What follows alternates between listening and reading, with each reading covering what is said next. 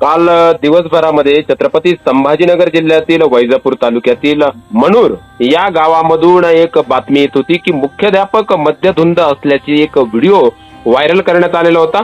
मात्र या व्हिडिओ मागील काही सत्य आणि काही तथ्य काय आहेत या मनूर गावातील ग्रामस्थांकडून समजून घेऊया. आपल्यासोबत जोडलेले आहेत सागर, काय सांगाल? नेमकं व्हिडिओ व्हायरल झालाय मुख्याध्यापक मद्यधुंद असल्याचा, परंतु ग्रामस्थांचं म्हणणं काहीच वेगळं येत आहे की या मुख्याध्यापकांनी शाळेसाठी योगदान दिलंय, विद्यार्थ्यांसाठी योगदान दिलंय. एक माजी विद्यार्थी म्हणून तुम्ही अनुभवलेले मुख्याध्यापक काय आहेत आणि सध्या काय स्थिती आहे एकंदरीत काय सांगाल? नक्कीच सर. मागील 2 दिवसापूर्वी आपली जी इंटरेस्ट सोशल मीडिया आहे त्यावरती एक सरांचा व्हिडिओ व्हायरल होतोय.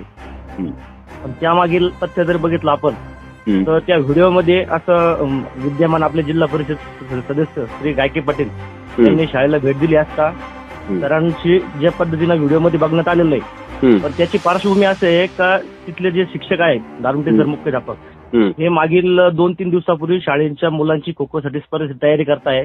दिवस रात्र गावातील मुलं बघताय, ज्येष्ठ नागरिक बघताय, आम्ही बघतोय तर आता त्यामुळे सरांना कुठं थकव्याचा थोडासा प्रॉब्लेम आणि दम्याचा पण त्रास आहे सरांना.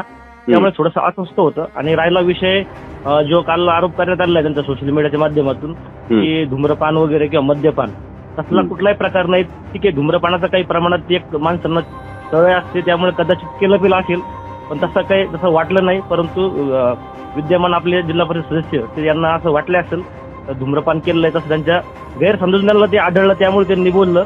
त्यामुळे तसला काही प्रकार नाही. आणि याबद्दल तुम्ही गावातील प्रत्येक नागरिक, विद्यार्थी, ज्येष्ठ नागरिक कोणालाही ग्राउंड लेवलवरून विचारपूस केली असता तर तुम्हाला कळेल सरांची मागची पार्श्वभूमी काय. त्यामुळे काय होतंय इंटरनेट मीडियावर एका चुकीच्या पद्धतीने जो मेसेज गेलेला आहे. निश्चितच सागर, तुम्ही जे बोलतायत ते तुमच्या म्हणण्यानुसार, ग्रामस्थांच्या म्हणण्यानुसार सत्यता असू शकते, त्यामध्ये काही दुमत नाहीये. परंतु या ठिकाणी एक गोष्ट आपल्याला विचारावीशी वाटते की शाळेमध्ये आपण ज्या पद्धतीने आता वेगवेगळे गव्हर्नमेंटच्या नियमावली आहेत, प्रत्येक व्यवस्थेला एक नियम आहेत. तर मुख्याध्यापक बोलत असताना मग त्यांनी तो व्हिडिओ ज्या वेळेला शूट होत होता त्यावेळेला त्यांनी त्याबद्दल प्रत्युत्तर का दिलं नाही? त्यांच्या तोंडामध्ये बार असल्याचं सुद्धा म्हणजे गुटखा सदृश वस्तू असल्याचं सुद्धा बोललं गेलंय. तर या सगळ्या गोष्टी असताना मग मुख्याध्यापकांनी ज्या वेळेला व्हिडिओ रेकॉर्ड होत होता त्यावेळेला यांना त्याची जाणीव होती, त्यावेळेला यांनी त्यावर स्पष्टीकरण का दिलं नाही? सागर सर, यामुळे माझ्या माहितीच असं आहे की तिथला व्हिडिओ शूट होता हे सन्माननीय सरांना माहित नव्हतं. आणि राहिला प्रश्न तुम्ही जे बोलताय नियमावली आहे शाळेचे मान्य आहे, त्यामुळे कदाचित त्यांच्याकडून नजर तो प्रकार सकाळच्या माध्यमात झालेला आहे आणि तो त्याचा थोडासा कुठल्या प्रकारचा स्मेल मगा किंवा त्या गोष्टीचा थोडा विपरीत मान्य जिल्हा परिषद सदस्यांना वाटला असेल, परंतु त्यामागे तशी काही पार्श्वभूमी नव्हती. त्यांच्या थोडासा स्ट्रेसमुळे त्यांचा चेहरा उदासीन दिसल्यामुळं त्यांना आढळण्यात आलं, त्यामुळे त्यांना तो गैरसमजातून तो एक प्रकार घडल्याचं निश्चित संपन्न. नक्की सागर, म्हणजे तुमच्या म्हणण्यानुसार शाळेमध्ये त्या दिवशी मुख्याध्यापक जे आहेत ते मद्यप्राशन करून आलेले नव्हते असं तुम्हाला म्हणायचं आहे? नाही सर, कारण तसलं काही असतं तर त्यांचं मेडिकल होणं गरजेचं होतं सर. त्याच्यामध्ये निष्पन्न झालं असतं, पण तसं कुठला ठोस पुरावा पण नाही आपल्याकडं.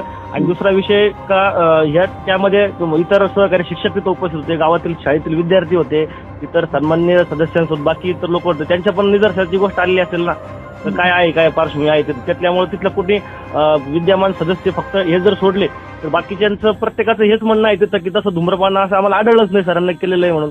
तसं असं तर कुणीतरी आतापर्यंत बाहेर दिली असतं ना सर मनोरमधून. नक्कीच. अनेक नेटकऱ्यांच्या प्रतिक्रिया, तुमच्या ग्रामस्थांच्या सुद्धा काही प्रतिक्रिया आम्हाला व्हिडिओमध्ये पाहायला मिळाल्या, वाचायला मिळाल्यात. तर त्यांचं असं म्हणणं आहे की सरांनी गावासाठी खूप केलंय. नेमकं काय केलंय सरांनी गावासाठी, काय सांगाल?